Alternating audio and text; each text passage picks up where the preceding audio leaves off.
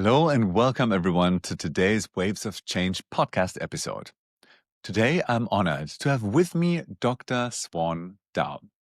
Swan is an Oxford and Cambridge trained psychotherapist and founder of the Institute of Devotional Arts, which designs transformative learning experiences through the expressive arts. In this episode, we'll be speaking about the healing power of art, transformative education, and his journey from temples to theater to therapy. Welcome, Swan. Thank you, John. Pleased to be here. So the first question that I wanted to ask you is, who are you? Who is Swan? The shortest question and probably the most complex of all. Who are you? Well, improviser would be a good title. As you mentioned, we just had a little voice singing moment together. And there's something beautiful about letting spontaneous things emerge. And I think in this community, it's one of the things we're trying to do.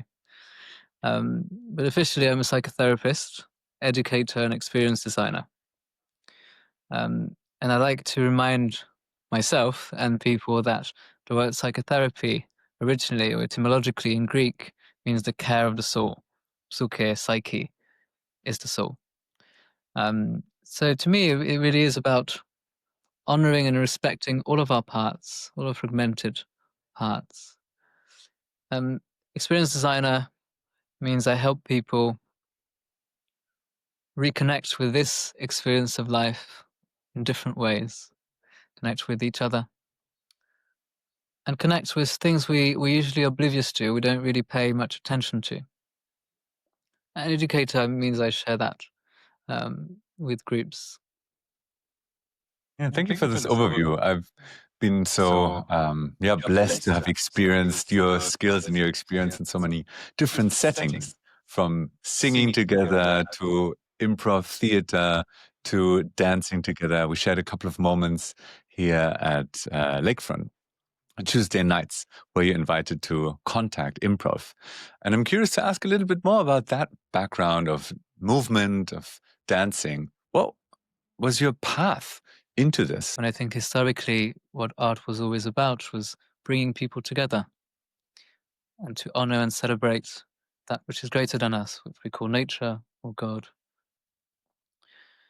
And so it's been a long journey that brought me to what we call the arts. And what I feel closest to is what we've categorized as the performing arts, even though it's not about stage work and a performance. It's great if it's also unstaged and people watch it and appreciate it in this way. But to me, it's much more about sharing, like we just did. It was spontaneous, it was alive. And it's not so much about interpretation, which is, theater. When you're on stage, you interpret a text, which also has value and is beautiful. But it's mainly about, I would say, questioning and deepening the human experience. So to me, these art forms were ways of deconstructing a lot of patterns that were deep-seated patterns of things that were ingrained, but doing that on an embodied level, not just on an intellectual level. So that's the questioning, the call into question certain aspects of society, of life. And then the deepening, because as I said, that to me, those are languages. And the fact that we no longer practice or share these art forms in everyday life is a great tragedy, because it's like not being able to speak properly or to breathe properly or to walk properly. I mean, it is just as important, significant as that. And so it was learning to speak and walk again. Is basically realizing that my own fragmentation, my own alienation, my own confusion was because it's just like exercising one muscle a lot more than everything else, and you're completely, unbalanced. So it was trying to find some sort of balance and harmony again. That's the short answer. Thank you for sharing that. And I personally also deeply resonate with that. I found it so interesting when the first experiences where I started with, I think it was ecstatic dance, where I realized that I could express my soul that you mentioned before, like whatever's alive within me through movement, through dance, and just connecting to way more of my own being through that way. And I find it very, very, very beautiful. And I'm glad that you share that with other people in the world. What are the other? Yeah. So I don't practice ecstatic dance, but I'm familiar with it. To me, what's ecstatic in it is the realization that there are other ways in which you can express yourself or let things be expressed through you, other ways in which you can move the body. It is also remembering what is possible. So it's in this allowance, I think, that ecstasy comes. It's the there's a release, and with the release, there's a remembrance. So I don't think it's simply you're high, and it's a peak experience, which it can be. But I think it's also coming. I mean, coming home from like a big town. In a way, it's remembering. Yes, this is what the body is supposed to do, and this is the central aspect of life that we should have a lot more often. Simple as that. Which are the types of spaces that you open or invite other people into? The types of retreats? I can imagine that there's also at least one of these elements.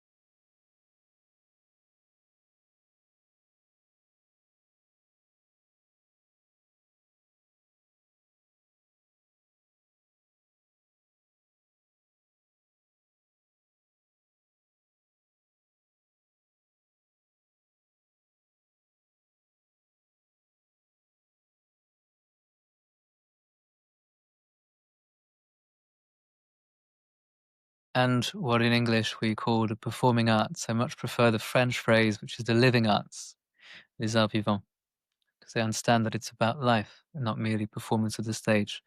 When we tend to think of the arts today, there is a stage and there is someone who has who has skills, has trained a lot in one discipline. And basically they're showing off, not in a bad way, because it's beautiful to see, to observe, to watch, to appreciate someone with great talent. But sometimes the experience can be cathartic for the audience, and you think, "Oh, I could never do this." Amazing, you know. Um, whilst I think originally the successful artwork wasn't so much there's someone that can do something amazing, is that we had an amazing time together, and it wasn't about us, and it was definitely not about the person on stage. But I lost track of your question. Yes, where do I bring where do I bring this? Uh, yes, well, I've been guiding retreats, workshops, seminars for my entire life, really. My first jobs were in summer camps when I was 16, so you could say that's a type of experience design, and we're playing all sorts of games, and so were artistic and creative games. Actually, picked up a lot. You asked me where did I pick up all of these artistic skills, so to speak. Well, a lot of them at summer camp.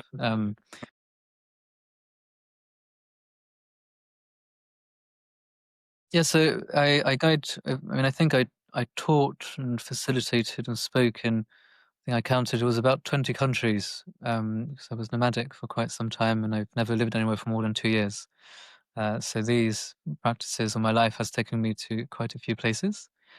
And we train people in expressive art therapy, and we also organize retreats for the general public. So anyone can join things like singing journeys in Georgia, where I lived for some time. There's a beautiful tradition of polyphonic singing or folk singing in Georgia that's still alive, still part of life. You sing when a child is born, you sing to mourn, you sing when someone is ill, you sing around the dinner table. It's not just stage work.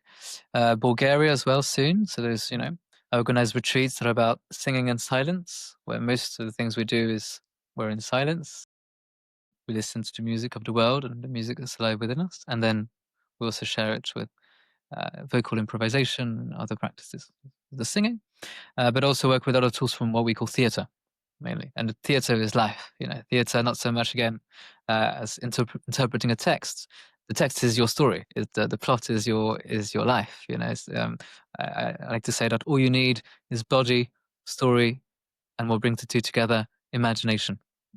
Um, I don't really work with a lot of props, external things. I find a lot of experience design or art is about showing what amazing things technology can do, lots of lights and sounds. If anything, I strip it down to the bare minimum and see what can we do with just this, just this.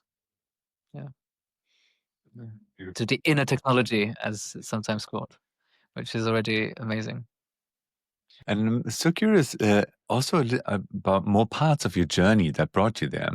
You started out sharing that, as many people, include myself, the journey also started from expanding the life experience just from the mind to the rest of the body. What was your journey? Maybe you want to share a couple of parts. Can imagine that's interesting for people.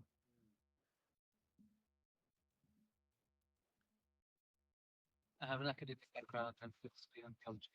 First PhD was in theology, PhD was in philosophy. I studied analytic philosophy, which is all about logic, clear arguments, very brainy. And I went to seminary. I wanted to become a monk in my early 20s, and then I considered a vocation as a priest as well. I never ended up being ordained, partly because I wasn't ready to commit for life, to make solemn vows, and partly because I couldn't really find one tradition that I felt was really my spiritual home or community. But you could say, yes, philosophy and spirituality was what life was all about for me early on.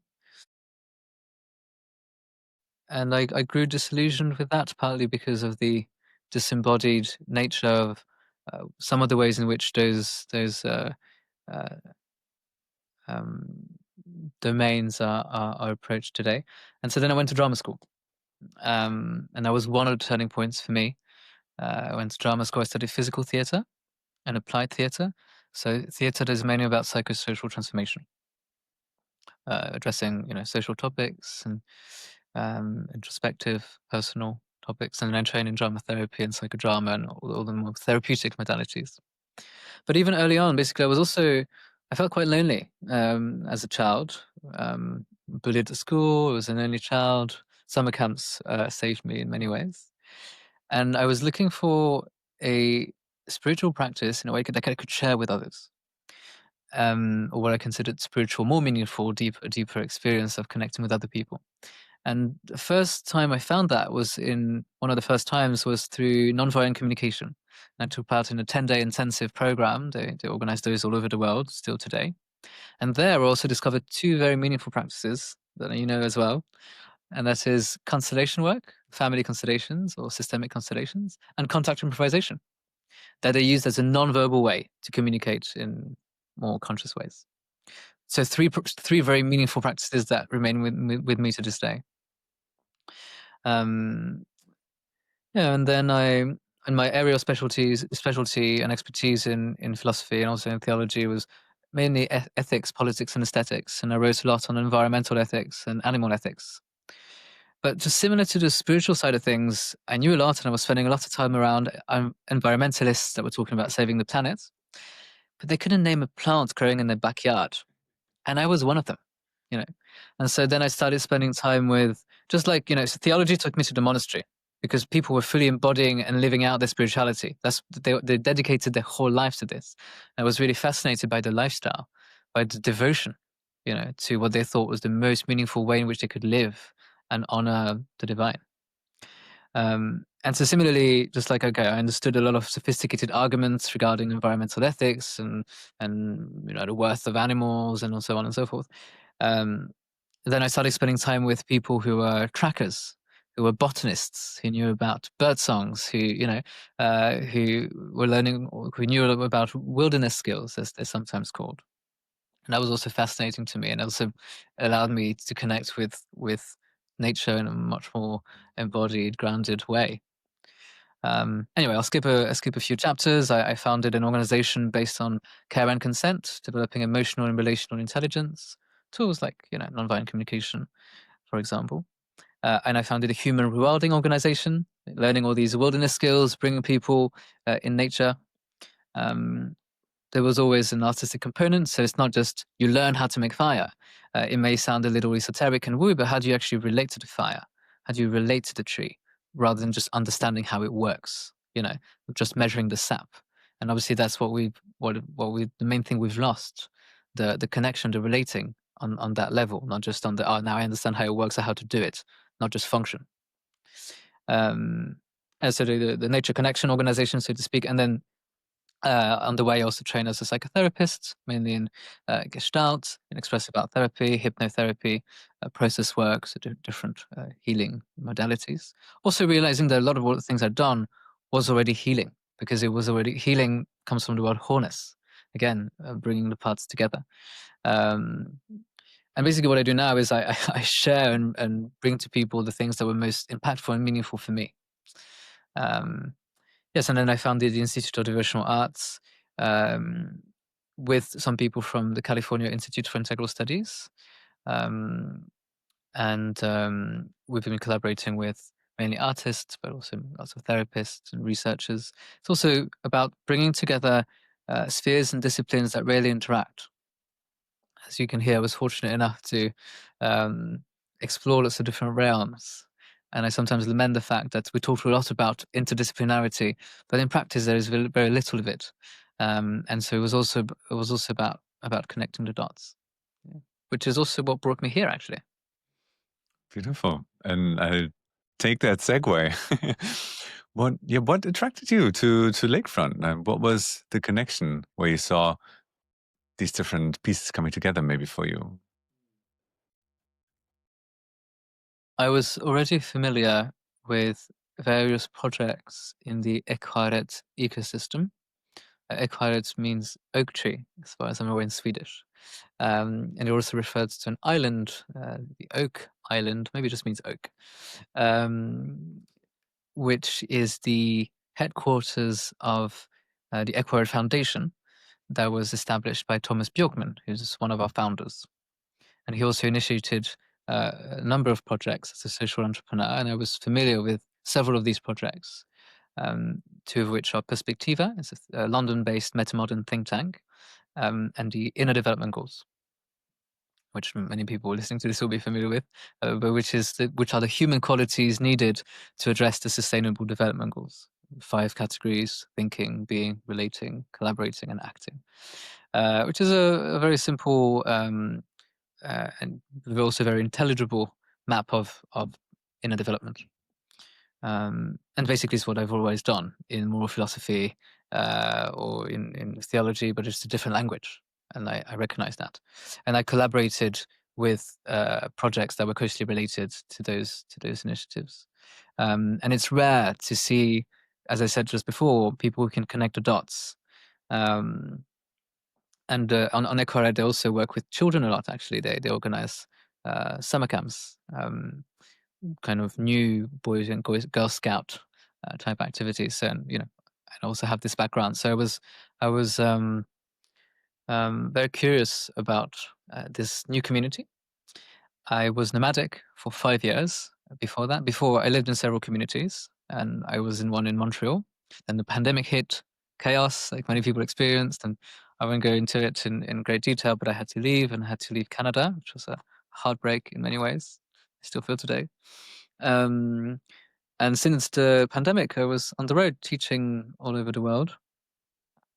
And I heard about this project, and I could have joined lots of communities, but I was excited to be able to contribute to an emerging project that could help grow and develop. That's one thing. I didn't want to go somewhere where everything was already established, and I would just have to, yeah.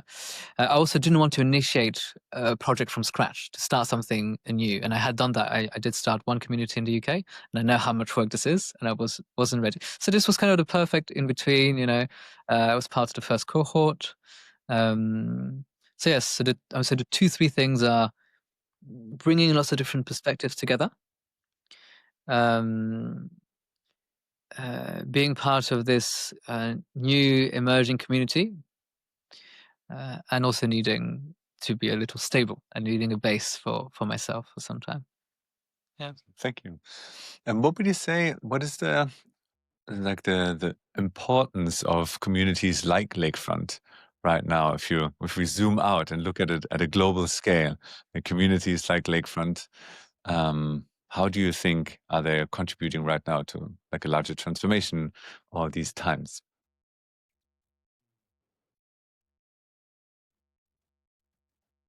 There's one simple thing us to take, similar to the official science. This is like, in order for there to be a paradigm shift, there needs to be at least 2 things. One is anomaly within the current paradigm, things that don't work. But at the start, you try to explain those anomalies away. You say, no, it's an exception, or we'll figure it out at some point, and we'll try to make it work within the current paradigm. Uh, and that will keep happening unless there is something else that can emerge, that can replace, that is a viable alternative to the current paradigm. And then you have a scientific revolution, or maybe a social revolution is a strong word here, but a social shift. And I would say these the places of experimentation, that where you can prefigure, where you can try things out, as if you were, you can prototype the future, other ways of being, of relating, or the means of exchange. Um, so similarly, there will be, there can be social change, and it could just be chaos if there are too many problems. But there needs to be places, people that experiment with viable alternatives. Yeah, thank you. I can also see that currently in the world there are more and more of these initiatives forming, and Lakefront is also part of like this larger ecosystem of other organizations. How do you see this interplay between these other organizations in the Lakefront ecosystem? Before I answer this question, I also wanted to add, beyond the social change perspective and the value of these places, also want to remember that that's how we evolved for millions of years. For most, Western individualism is extremely recent, and it's a tragedy that we have a minister for loneliness in the UK and in Japan, I believe. And loneliness is worse than smoking a packet of cigarettes a day. We are gregarious beings. We're social creatures. We're meant to be together, to connect a lot more than we do now. We're never meant to live by ourselves and on the 30th floor of a skyscraper somewhere. So it's also just a normal for human beings way of living in community. And I don't want to undermine the value of that, where I think a lot of our mental health problems is because we can't relate to each other and to the planet for sure, but also to each other as we used to. I'm not saying that collectivist societies have figured everything out, but I think part of our alienation, part of our fragmentation, is not knowing how to be together anymore. And when it comes to the question you just asked, and how to connect the threads, or how the network is constituted, well, there were lots of experiments with community living, with since forever, but in the West they started in the late 19th century. I actually wrote on some of those, but mainly the ones that we know today, and some of the ones that survived, were started in the 60s and 70s. The alternative movements at that time. Change is supposed to be our motto, and the fact that we're trying to play with both of those dimensions. Um, Rather, a lot of communities, the inward looking. It's all about what we do, and trying, as I said, to be self-sufficient and going within. And others, more socially oriented communities, are mainly about having an impact on the world. Both are important, and you can't do everything. And I think in this community, we're still trying to find what makes more sense to focus on, and that we may be trying to do too much. We can't do it all. I'm reminded of monastic orders, and say Catholic orders, just one example, but there are many others, where you have the Dominicans, that are slightly more intellectual, the Franciscans that live in cities, that help the poor. They all have a different foci and different fields of expertise. I think different communities need that, but also need to have a shared language, a shared network. Um, um, a network nation, perhaps, which is an emerging concept that we also examine here. So that we also can think of alternatives to nation states, to the organizations we have today. I think we have educational institutions, we have schools, universities, we understand what those are. Yeah, we have spiritual, religious institutions, churches, mosques. We know what those are. Um, Intentional communities are still this niche alternative, not really socially approved way of life. And beyond just living together, if they were to have different social oriented projects, maybe they could form another type of institution that has other rights, that is regarded in other ways by states.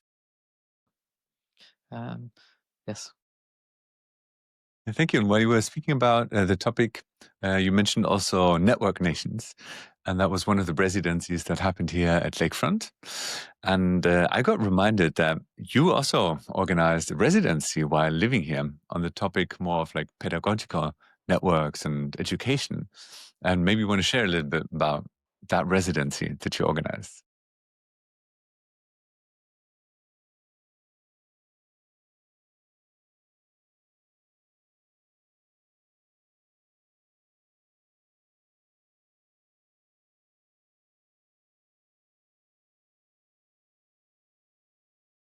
Wisdom being, something we can all hopefully aspire to, a word I particularly appreciate with my background in philosophy, and thinking about the future of education.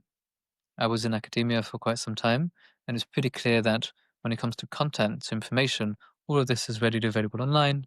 It'll be more and more, it will be made for a specific person, it'll be customizable, it'll be personalized. And so the university experience, or just the educational experience in general, will become a lot more about being together and sharing an experience, and a lot less about what the teacher knows. It's how they also share that knowledge. So I brought together representatives of different alternative educational approaches or institutions, such as Schumacher College. Actually, there was no one from Schumacher College, but they were invited. They just couldn't make it. But that's a well-known one in the UK, alternative school, to reflect upon, well, what are the places and what are the practices and what are the means of reinventing what we call education. Education not just for children but for life, ongoing education. Because we're always learning. There's always more to discover. There's always more ways to grow. Actually, it was mainly higher education and also adult education. I'm personally also very interested in this topic of education. As you know, I write children's books. Therefore, I'm always excited about hearing about new projects and initiatives that want to shape the way how we learn, and that share also these fundamental skills of relating, which you also mentioned before. And like the children's books that I write have the intention at least to provide these qualities and skills of, you mentioned nonviolent communication, and then relating more on a nervous system level, like in an informed way about how to regulate ourselves, how to come into connection and empathy. And if you were to start more of these wisdom schools, I would love that these type of qualities could also be present there, like really learning not about the content, but of the way that we relate with one another. How do you see this topic? Yeah, so one very practical way in which we envisaged bringing this kind of thing, inner development, for lack of a better term, to higher education in this case, through the IDG model or prism or map, is, the one simple way of doing it, pretty straightforward, is you have a course, you have a module, which is about some of the practices you described. Which is fair enough, but oftentimes people or students might not take it too seriously. It's just 1 hour a week, limited impact. Yeah. Another way is to say, but actually, we'll have to reform the whole educational system, the way in which subjects are taught and how teachers. That's a huge endeavor, which will take years, but it's bound to happen. But what I see as an untapped pedagogical resource is student accommodation, where students live. And there are lots around the world, and they can be semi-independent or linked to university. But there, the learning is already integrated within life because they're not thinking I have to sit down and there's a textbook and I will be marked and graded. And I was fortunate enough to go to places like Oxford and Cambridge, where they have colleges, which is basically like houses in Harry Potter. You know, Harry Potter is based on the Oxford system, and there are also fraternities and sororities in the US. But very few people have access to those places. But they provide a great support structure, and also you meet people from different disciplines, from different backgrounds, and there I see a great opportunity to introduce some of the skills you just mentioned. And it could be peer-led, it could be partly self-managed, just like Boy Scouts, Girl Scouts, where you have older people that have been through the program that then coach younger ones. That's what happens at colleges, for example. And I think it would be tremendously valuable to basically turn them into places that are more like lakefront. So instead of having more intentional communities, that's difficult for someone to move there, to spend time there, to work on that. I mean, it comes with all sorts of um, challenges. But students already have to stay somewhere, and they already do, and the buildings are still there, already there rather. So obviously modifying the spaces would also be very valuable, but introducing a few of those practices to turn them more into something that resembles an intentional community, also for them to be excited to share this, to see there's a really precious time that is part of their education. And I think that's a way of bringing the folk school, the Nordic folk school model to existing education. And just in a few words, that's one of the things that was most exciting to me about the project. I mentioned Thomas Bjorkman, one of the founders, co-wrote a book called The Nordic Secret, in which basically he argues that um, there was a wave or movement or a number of schools, folk schools, children between the ages of 18 and 25 would spend from 6 months up to a year and a half in those places. Basically, instead of military service, for example, you would spend time there. And they provided an alternative type of education. There were basically what we might call, well, why might today call intentional communities. Um, and that at some point, 10% of Nordic youths took part in these programs. And that was instrumental in shaping Nordic society and for them to become the most progressive, liberal, and developed countries that they are today. And someone from the US also brought this model to the United States of America, to the US, and it was also very instrumental in the civil rights movement. Martin Luther King and Rosa Parks and many others attending that school. So that's the influence it had. And Obama, in a recent speech, also acknowledged the impact that it had, and he even said that he might not have been there, standing before Nordic delegates in this case, had it not been for those folk schools.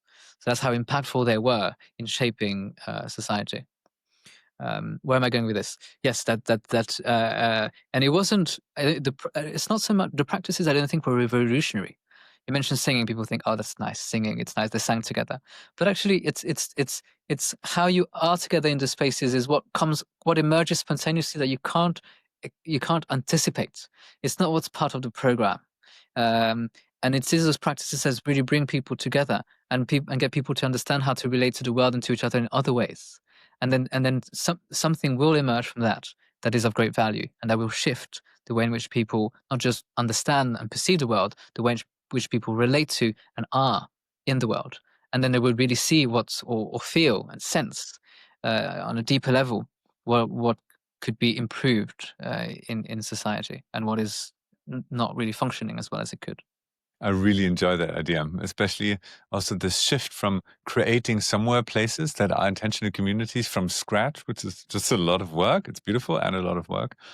And moving towards what if we just use the spaces that we have already and just tweak them a tiny little bit? Do you know of any examples of like colleges that did that? It's actually a project that I was hoping to lead. There is an IDG University Coalition, a group of universities that is coming together to reflect upon how to bring inner development to higher education. I'm hoping that this will be one of the projects that they'll develop. At the moment, unfortunately, I can't be too involved with it. If there are other institutions that I've asked to neglected, and I've personally really benefited from, and that is monasteries. And Christianity is declining in the West, and basically there are lots of amazing buildings that are neglected or that are in a state of ruin or abandoned. And instead of turning them into restaurants or clubs, as is sometimes the case, or just dismantling them, those could become places of learning again, communal places. And so it's a dream of mine to see a new wave of monasteries, meta-modern monasteries, meta-monasteries is a term we played with today. And sure, there is still a spiritual component, which obviously is central to life, and it's been central to my life. Um, and the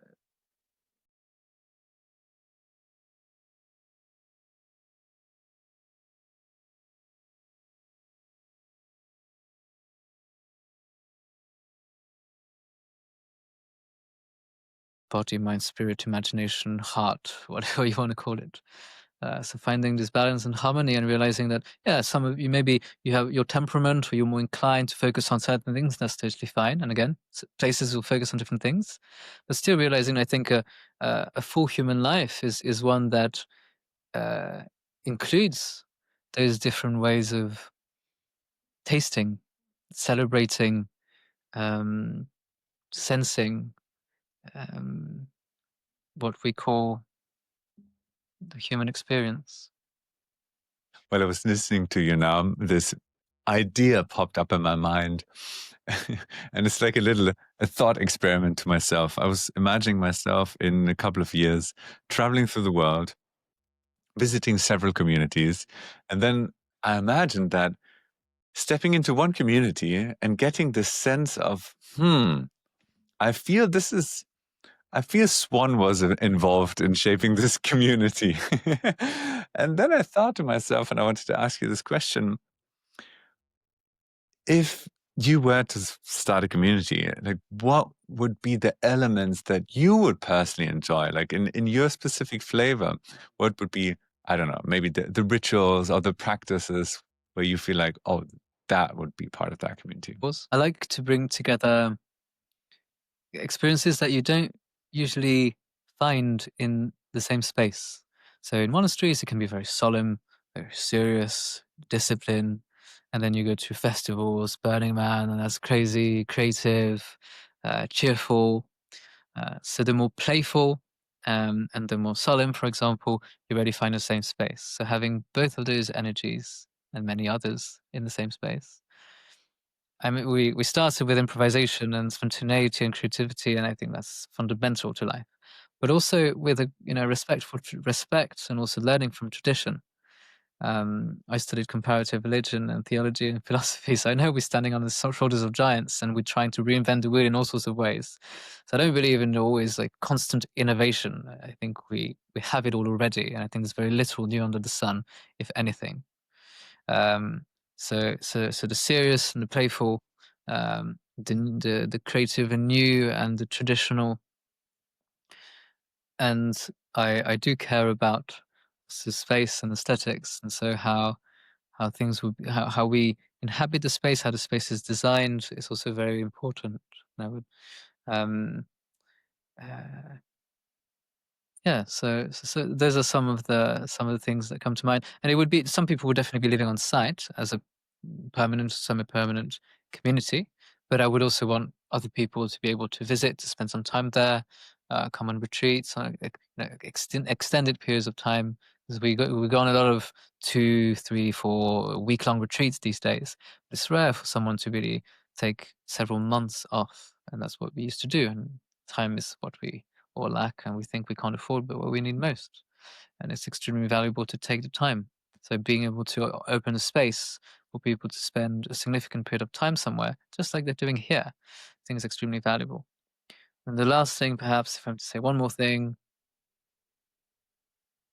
well, if it's to be the headquarters, so to speak, of the Institute of Devotional Arts, I mean, devotion and arts, the key words here. Um, so it's common to think, to say, oh yes, my artistic practice is like a meditation. Oh, it's like it's a way of praising the divine, or it's a means of worship, of celebration, of admiration, and that's beautiful. It's also, but it's less common to think of spiritual practice as having an aesthetic component, or thinking of, oh, it's also performance. Let's face it, mass, or what is it, a pilgrimage even.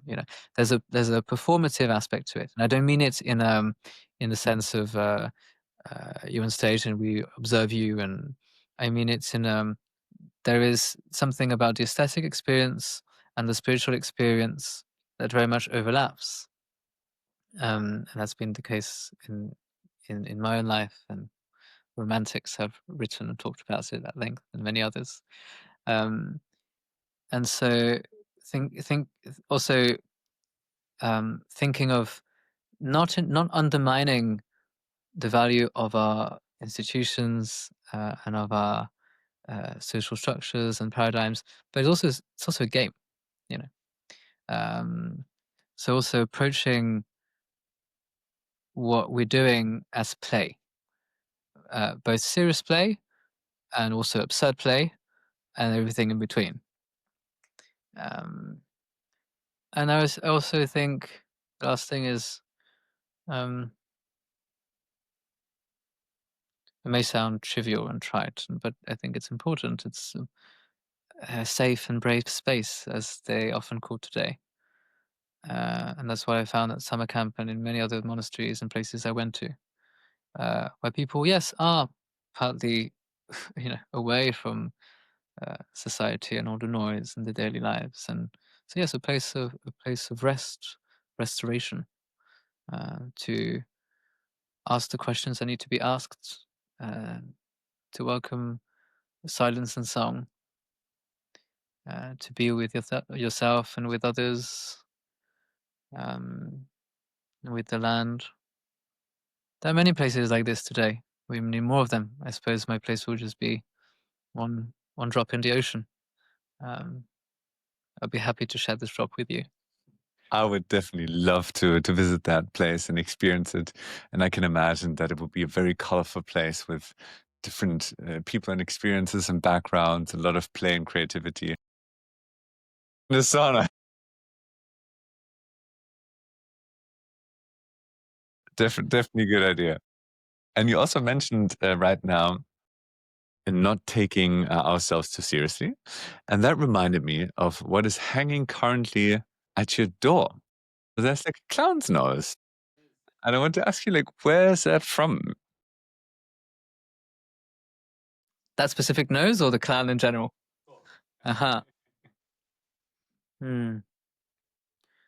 My friend Adriana says, who's a clown in Mexico, that the nose is a human heart celebrating life. Hmm. The nose itself is from a castle in Poland. I helped design and teach at an event called the College of Extraordinary Experiences, which is a Harry Potter-esque type event. I'm one of the professors. And this year, my class was about unmasking the self. It was about masks. And the smallest mask in the world is the clown nose. And when we think clown, we sometimes think McDonald's circus clown, this silly, goofy character. This is not what the contemporary circus clown is about at all. And it's not what the figure of the fool, the clown was historically. It's much more meaningful than that. It's not about just making people laugh. If there's laughter, it's because it's revealing something true, you know. And the contemporary circus clown, sorry, not circus, theater clown rather, is not about creating a character. It's about revealing parts of yourself and reconnecting with parts of yourself. So you may start by remembering who you were as a child. You may exaggerate certain facets of your personality, but you start from yourself. So it's just a beautiful way of means of introspection, of reconnecting with play, with innocence, with creativity, just seeing the world through different eyes. And clown is used in all sorts of settings, in hospitals, in refugee camps, in activist spaces. I was actually right before the pandemic going to join Clown Without Borders, and you can guess who they are, just like there are Doctors Without Borders. It's not just about medical care and not suffering. Life is not just about the absence of suffering. It's much more than that. And we all have also a right to play, um, and to enjoy the beauty of life in all sorts of ways. And so those clowns do that.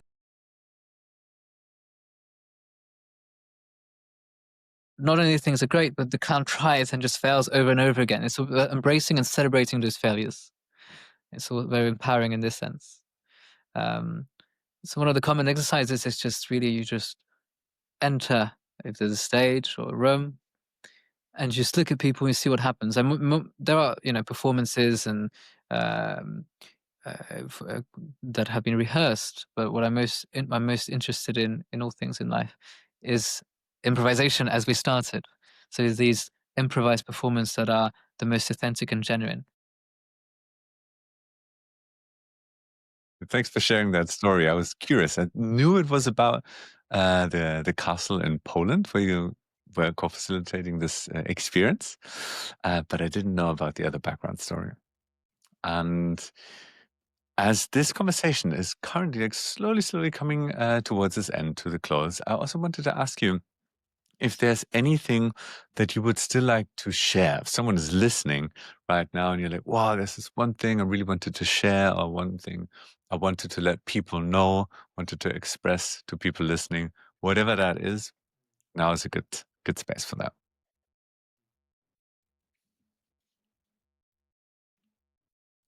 I brought this candle, which I was going to light at the end. So maybe I'll let it now if it's not in the way.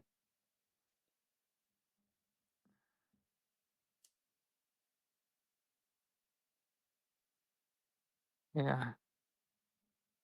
So I want to encourage myself to do more and others to, through song or through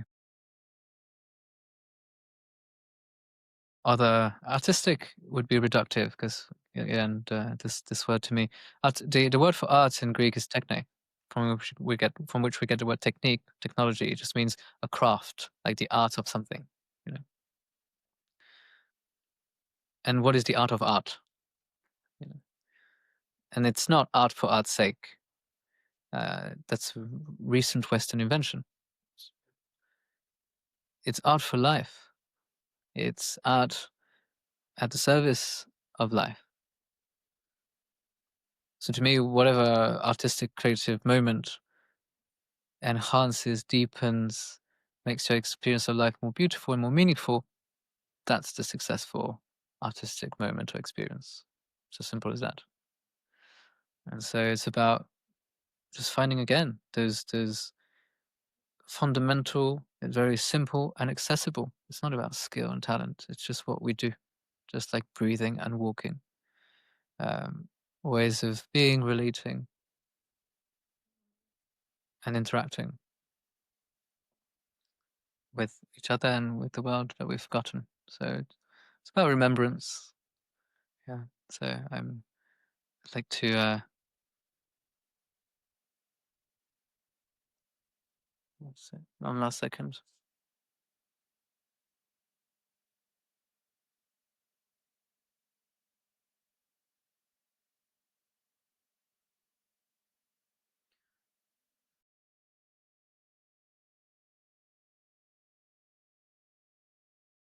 Which is very simple, which is to sing a song that your ancestors sang. So it could literally be a song that you heard from your grandmother, or it could be a song from your ancestral roots, your ethnic roots. If your ancestors are from Indonesia, then sing an Indonesian song, for example. And you sing it every day for a year, or for a long time. You see what that does to you. And so all cultures have honored their ancestors, and we don't do it as much. So the singing back to the world is also the singing back in time. And I think that one of the reasons why we can't look ahead and care for future generations is because we also can't look back as much. So learning from history is not just learning from the mistakes and not to replicate them. I think it's also obviously honoring all the wisdom, all the beauty and the truth that we've always known. And we just need to remember. And song is one way to do that, to honor and to remember. Thank you so much, Swan, for sharing your art with the world, for sharing this conversation right now with me, for sharing all the inspiration that you hold in your being. And I wish that many other people can also experience your art and be invited into that and find the connection to themselves to experience their own art. So thank you so much for being the guest on today's Waves of Change podcast. And thank you, everyone. Looking forward to you connecting the next time of this Waves of Change podcast.